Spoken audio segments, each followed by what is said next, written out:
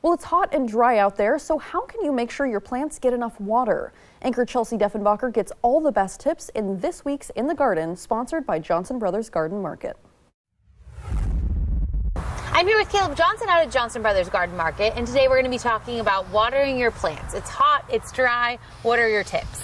Yeah, so it seems like counterintuitive, but less frequent watering but deeper watering is actually going to be better for most of your trees, shrubs, even your lawn, because it's going to force that water deep down in the ground, and it's going to force those roots to go deep down in the ground versus just sprinkling some water over the tops of the plants every day.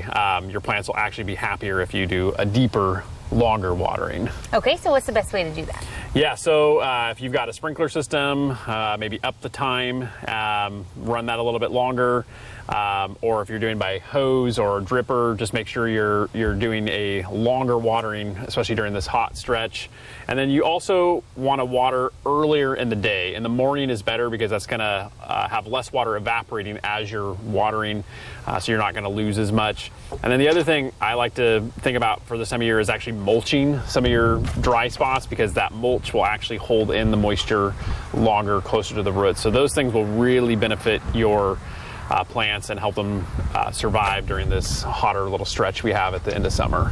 All right, and are there any things to watch for as far as like mildew or anything like that?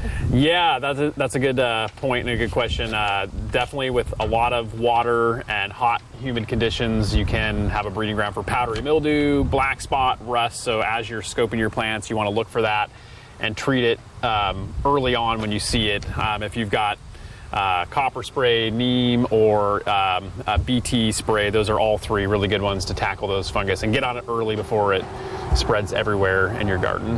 All right, well, that's going to do it for In the Garden. Back to you in the studio.